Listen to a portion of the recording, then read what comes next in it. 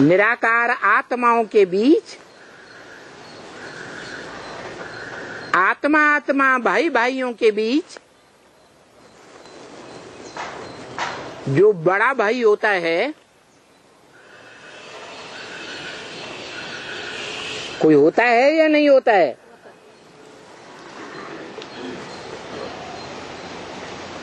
और बड़ा बड़ा भाई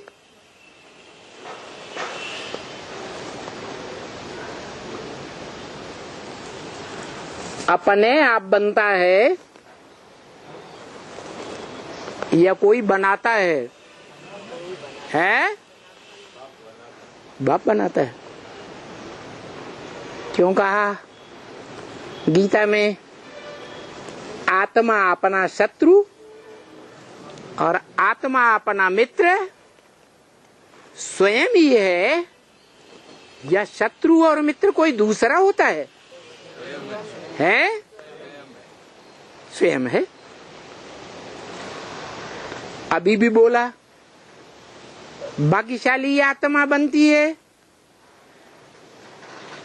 और दुर्भाग्यशाली भी आत्मा बनती है। तो अपने आप स्वयं जिम्मेवार है बनने और बिगड़ने के लिए। भाग्यशाली और दुर्भाग्यशाली बनने के लिए आत्मा स्वयं जिम्मेवार है या कोई दूसरा जिम्मेवार है? स्वयं जिम्मेवार।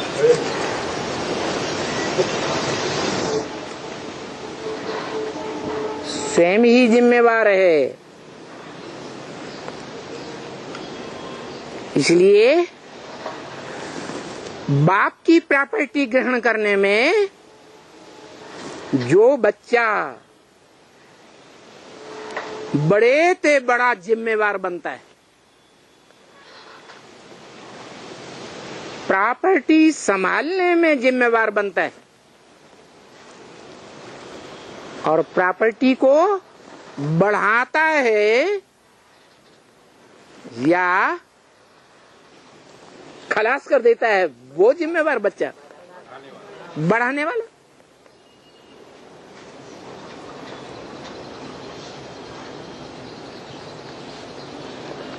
तो शिव बाप ने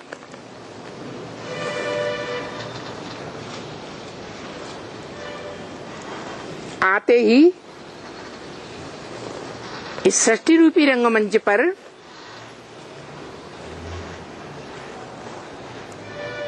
क्या पहचान दी? पहले पहले फाउंडेशन में क्या पहचान दी है? हाँ, कि तुम देह नहीं हो, इतना बड़ा दुम्ब नहीं हो,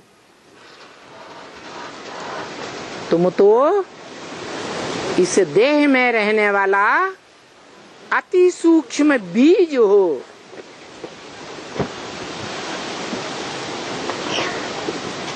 ज्योति स्वरूप हो, जिस ज्योति रूपी बीज आत्मा की रोशनी ज्ञानेंद्रियों में सबसे श्रेष्ठ है। कौन सी इंद्रिय? आंखों से निकलती है। जब आत्मा शरीर से निकल जाती है तो आंखें निर्जीव दिखाई देती है। इससे साबित होता है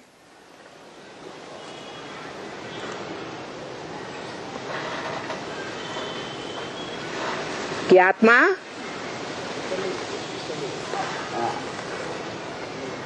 प्रकाशमय है, ज्योतिर्मय है या ज्योतिहीन है? ज्योतिर्मय है। एक तो अति सूक्ष्म बिंदु है, दूसरा ज्योतिर्मय बिंदु है, और तीसरी बात राजा अपने राज्य में ऊंची गद्दी पर बैठेगा या नीचे बैठेगा? तो ये आत्मा राजा है और ये शरीर, इंद्रियां सब प्रजा है। तो शरीर में जो उत्तम अंग कहा जाता है, कैसा अंग? उत्तम ते उत्तम अंग। और उस उत्तम अंग में भी जो भ्रकुटी कही जाती है, क्या नाम दिया? बड़ी पूरी कुटी। क्या? कुटी, कुटिया।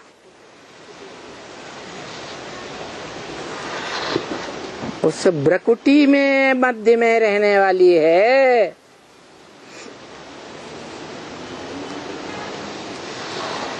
जिसकी यादगार आज भी भारत में माताएं भ्रकुटी में है। टीका नहीं, टीका पुरुष लगाते, बिंदु बिंदी लगाती हैं।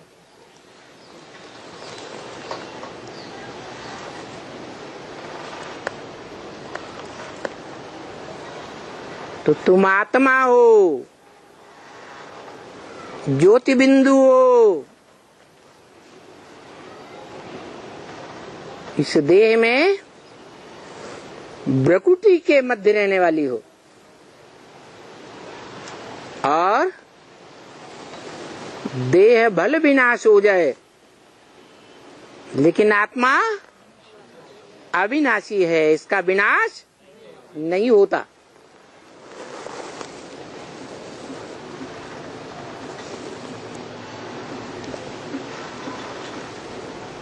ठीक, आत्मा ज्योति बिंदु है।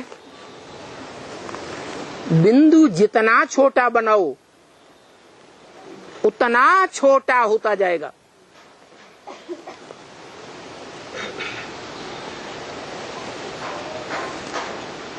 आज के वैज्ञानिक भी ये मानते हैं। क्या?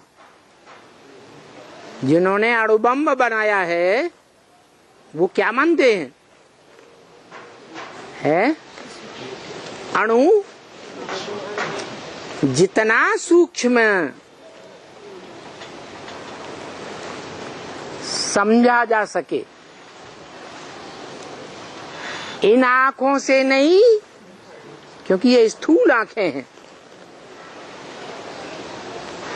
वो तो सूक्ष्म आत्मा है, तो इन आंखों से नहीं देख सकते तो सूक्ष्म यंत्रों से देख सकते हैं। परंतु यंत्र भी तो कितने भी छोटे हों, स्थूल होंगे या देखने योग्य नहीं होंगे, है स्थूल होंगे। इससे साबित होता है कि ये आत्मा इतना सूक्ष्म ज्योति बिंदु है कि उसको वैज्ञानिक यंत्रों से भी नहीं पकड़ा जा सकता। फिर कैसे पकड़ा जाए?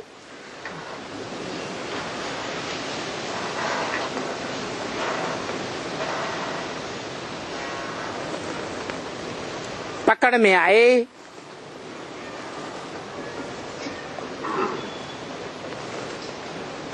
तो उसको स्थिर किया जाए।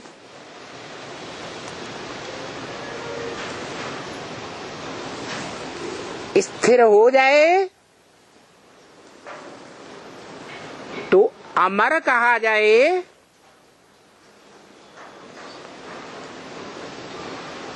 या मृत्यु पाने वाला कहा जाए? अमर कहा जाए।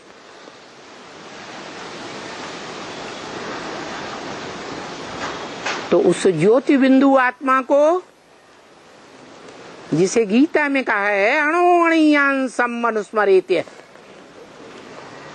अणु अणु से भी अणु है।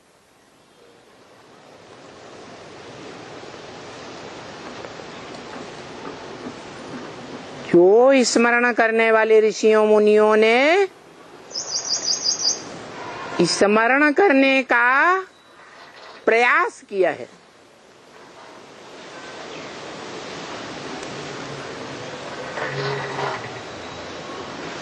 परंतु कोई भी ऋषि मुनि पंडित विद्वान आचार्य ग्रेट फादर्स कहा जाने वाला कोई धर्म पिता नहीं हुआ जिसने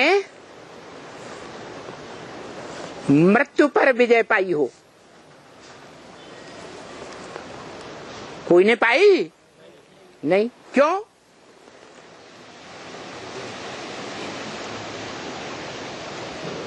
क्योंकि उस सूक्ष्म आत्मा को पकड़ने का यंत्र कौन सा है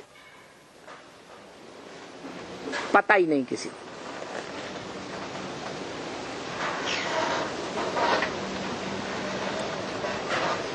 तो कौन पता करेगा?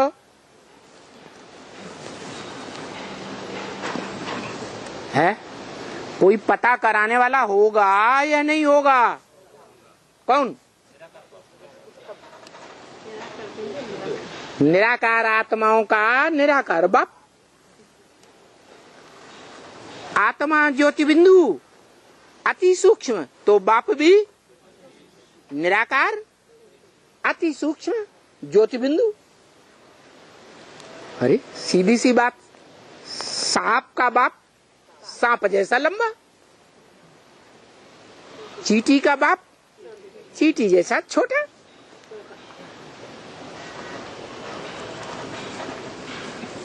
हाथी का बाप हाथी जैसा डौल ढील वाला मोटा ताजा। तो अति सूक्ष्म तुम आत्मा है, तो तुम अपने बाप को पहचानो। क्या? कैसा? बाप भी कैसा? अति सूक्ष्म ज्योतिर्मय बिंदु। लेकिन ये बिंदु की पहचान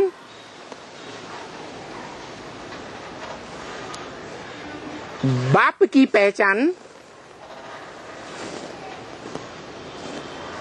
वो निराकार ज्योति बिंदु आत्माओं का बाप शिव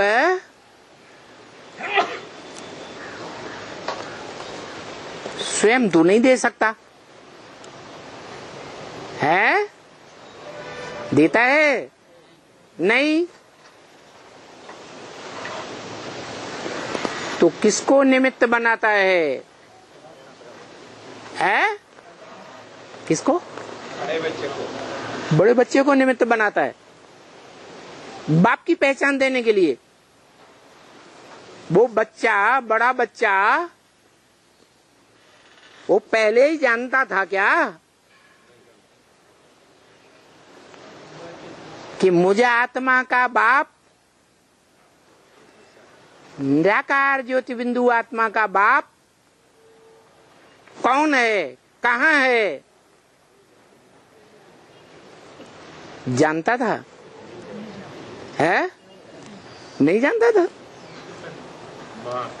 है? कौन सी माँ? नहीं।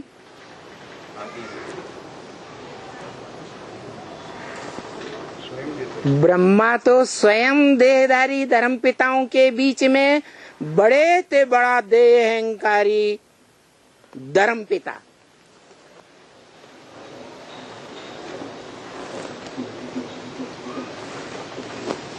जो स्वयं बड़े ते बड़ा देह अहंकारी धर्म पिता हो, वो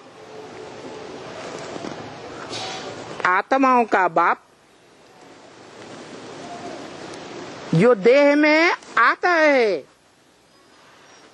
देहधारियों के बीच इस दुनिया में पार्ट बजाता है, फिर भी उसको संग का रंग नहीं लगता, क्योंकि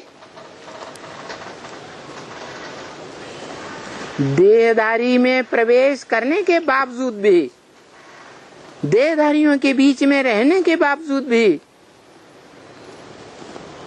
वो बुद्धियोग से सत्तधाम का सदावासी है, रहता है। और आत्मा जो सत्य है, उस सत्य की तेज में ही सदा स्थिर रहता है।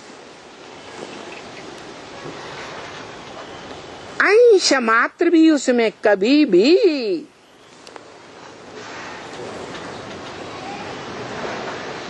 असत्य का प्रवेश नहीं हो सकता।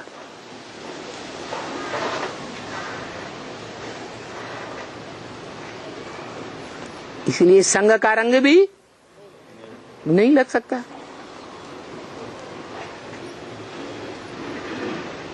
तो सवाल है, जो परंपरा है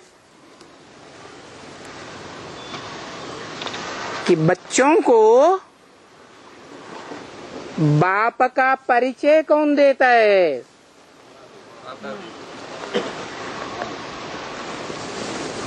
वो कौन सी माता है?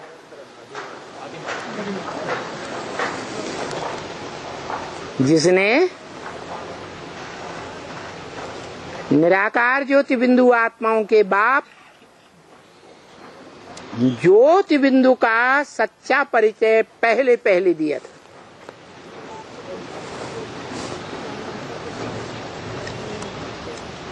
है बड़ी माँ।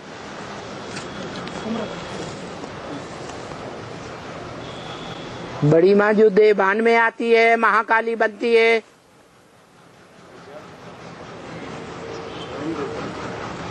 वो बाप का परिचय देती है।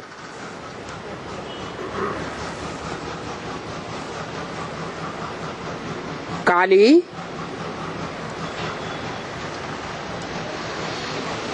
कालों को व्यक्त करेगी, इस संसार में, या गोरों को प्रत्यक्ष करेगी?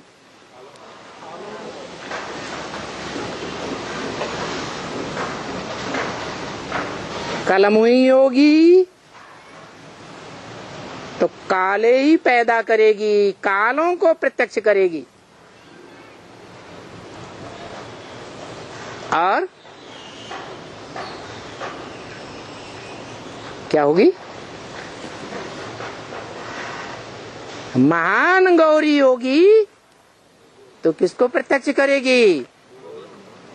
गोरों को अपनी कोख से प्रत्यक्ष करेगी। शास्त्रों में कोई उदाहरण है? दिति अदिति कहते हैं,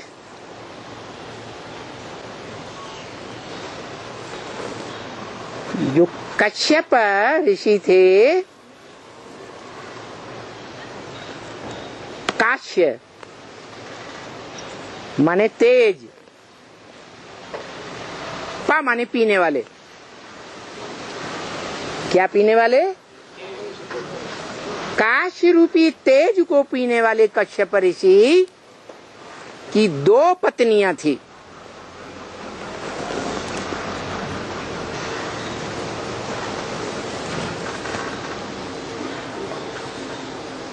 एक बड़ी और एक छोटी। बड़ी का नाम दिति और छोटी का नाम अदिति। दिति का अर्थ होता है खंडित और अदिति का नाम होता है अखंड।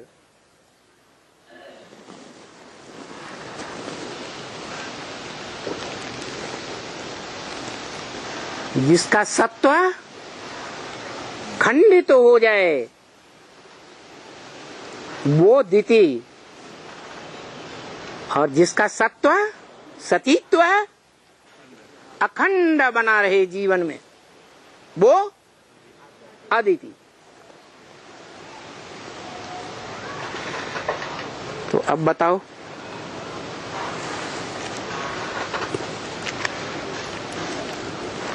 कौन सी माता होगी?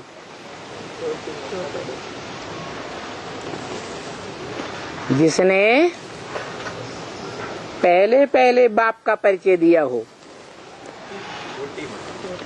है? हाँ,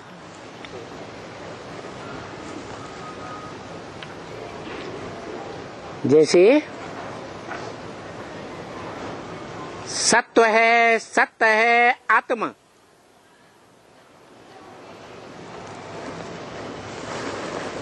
और देह असत्य है।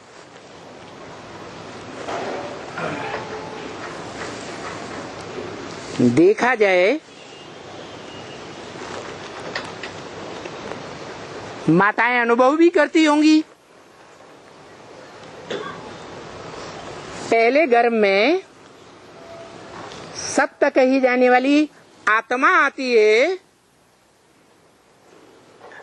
या गर्भ में 5 तत्वों का पुतला बनता है? तो बड़ा कौन हुआ?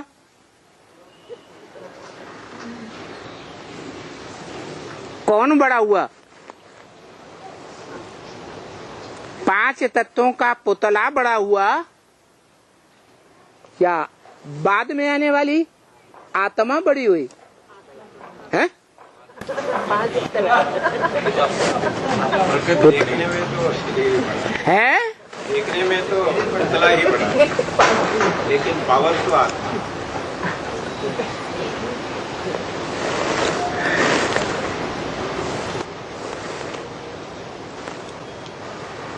ओरिजिनल रूप में आत्मा दुखदाई या सुखदाई? सुखदाई। और देह दुखदाई। इसलिए बताया कि जब नई सृष्टि का ओरिजिन होता है,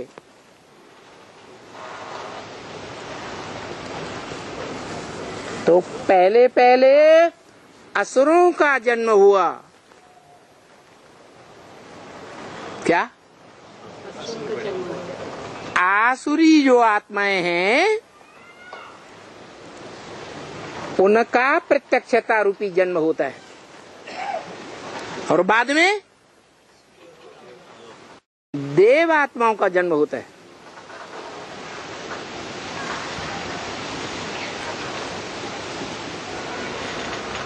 तो असुर बड़े हो गए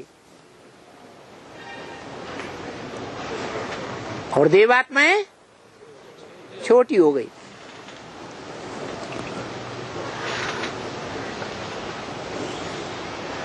ये परंपरा भी सृष्टि के आदिकाल की है। क्या?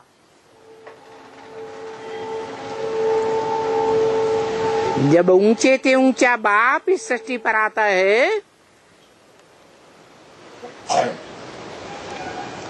तो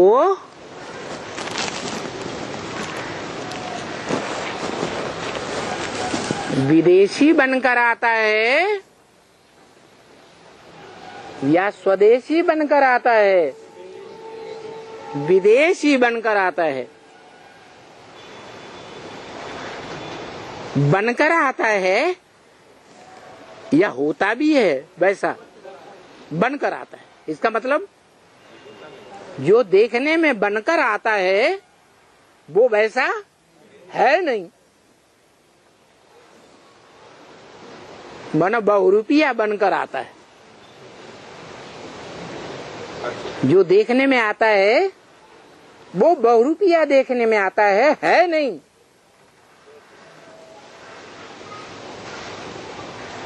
इसलिए उसकी यादगार नारियल देखा बनाया हुआ है भक्ति मार्ग में। रियल है या नारियल है? नारियल। और रियल पार्टधारी नहीं है जैसा देखने में आता है। क्या? संसार जैसा देखता है, समझता है, वैसा रियल नहीं है, माना नारियल है। रियलिटी कुछ और है। कब? जब भगवान की जो ऊंचे ते ऊंचा रचयिता है वो इस सृष्टि रूपी रंगमंच पर नई दुनिया जब रचता है तो वो ऊंचे ते ऊंची स्टेज में रहने वाला नारियल जो कहा जाता है वो बीज नारियल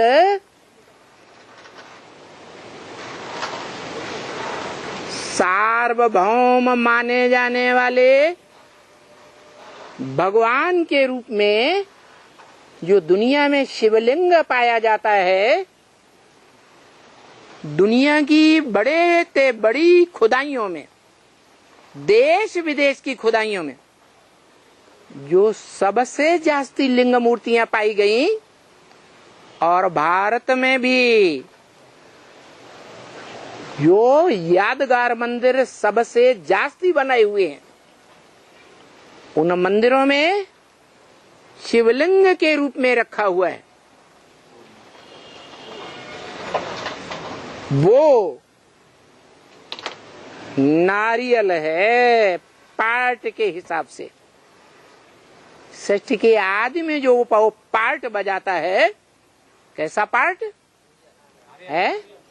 नारियल पार्ट है, रियल नहीं है।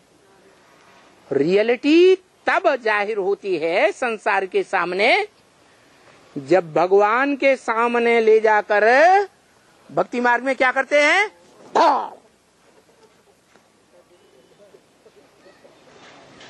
फोड़ दिया जाता है।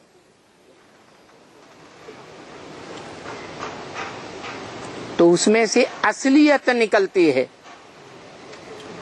क्या?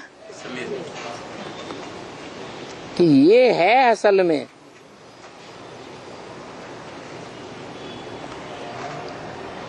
पहले तो जो देखने में आता था वो रियल नहीं था।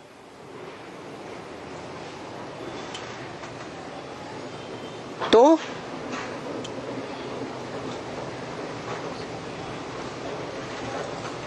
वो नारियल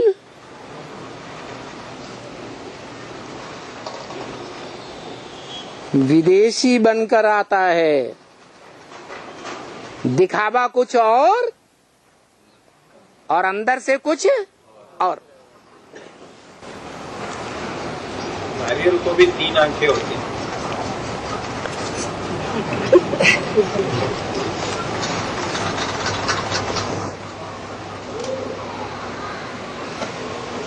जो 3 आंखें होती हैं